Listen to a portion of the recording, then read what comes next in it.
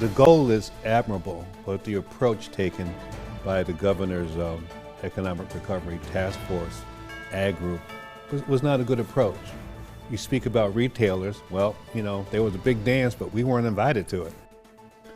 That's Ronald Langston, president and CEO of an organization that represents groups like convenience stores, grocery stores, fuel cooperatives here in Iowa. And he says they've been left out of the governor's plans to mandate a higher percentage of renewable fuels in Iowa's gasoline blends. He says retailers will unfairly be left with the financial burden of upgrading their pumps and their storage tanks. There's another group that represents ethanol and biodiesel producers. They say retailers are overestimating those costs. This group claims proposed changes could steady their industry that has suffered under policies of the Trump administration and people driving less because of COVID-19. Our political director, Dave Price, asked this group's leader about the criticism the governor's proposal just isn't fair. The two standards that are set by this law are going to be an E10 standard. All the equipment out there is compatible with E10. It's been used nationwide. So there really aren't any issues, no infrastructure costs there. And then you have a biodiesel standard, and all the diesel equipment is compatible with up to B20. So when you're looking at E10 and the different biodiesel blends that are talked about in this bill, retailers don't have to change a thing that they have today.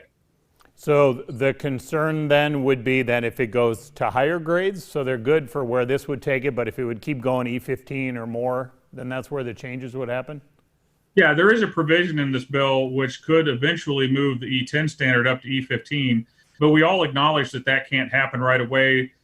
There's work being done to figure out how you want to transition that. But the main thing is to free up the funding for infrastructure grants so retailers who do need to make those upgrades can do it.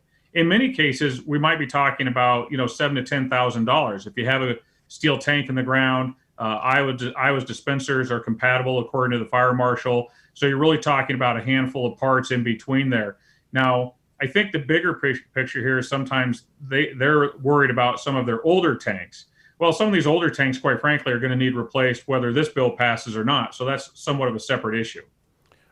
How do you look at your industry as a whole right now? That I think people who don't follow this closely now even have a better idea of these waivers that went to these oil refineries, primarily in Texas. How much has that hurt your industry? Plus the fact we don't have as many people driving as much when you have people working from home and all that kind of thing. So what's the state of the industry? Oh, yeah, it feels like an injury. Really by the end of 2020, we've been through a triple whammy. We had these renewable fuel standard waivers from the Trump EPA that really gutted our domestic demand. We had also lost some key export markets to some of the trade wars with China and Brazil. And then on top of that, all of a sudden you throw the COVID demand destruction, people staying home, not driving, and it really pushed our industry to the brink. We're holding on, we're fighting through it.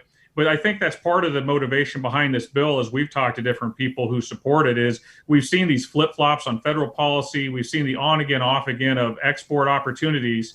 And we just felt like we need to have more of a stable base for our rural economy here at home.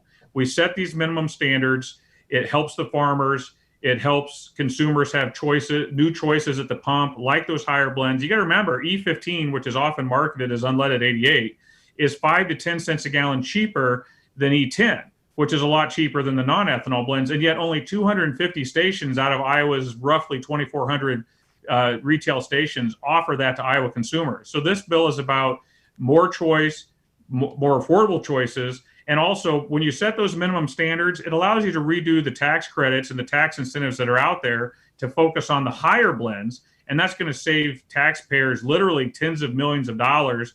And we would like to see a lot of that go back into grants for retailers to upgrade to offer E15. So we really think it's a very interlocking piece of legislation that covers all the bases. You mentioned what happened during the Trump administration with those extra exemptions for refineries. How concerned are you under the Biden administration with this focus on switching to electric vehicles?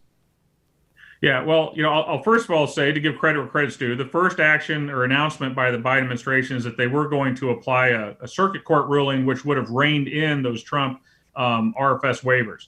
So to have them embrace that instead of fighting it is a good first step for them. Now, I've also learned over the last several years that you can't take any one decision by the EPA and think that that totally signals what's going to happen in the future. So we're not worried about if people want to go to a low carbon future. We know that some people feel that's very important, some don't. But if that's the way the policy is going to go, if we're given a fair and level playing field where they don't try to cook the books and kind of put their finger on the scales of the science, biofuels are here today, they're low carbon, and they're going to be lower carbon in the future, so we can compete.